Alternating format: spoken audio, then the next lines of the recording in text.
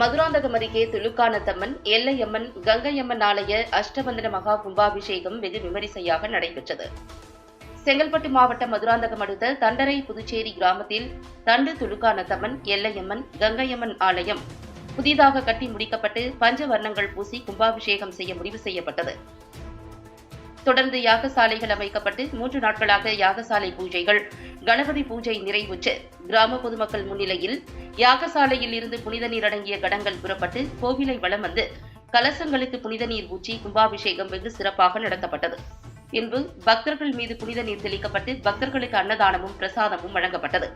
இந்நிகழ்ச்சியில் மதுராந்தகம் மற்றும் சுற்றுப்புற கிராமங்களிலிருந்து திரளான பக்தர்கள் கலந்து கொண்டு சுவாமி தரிசனம் செய்தனர்.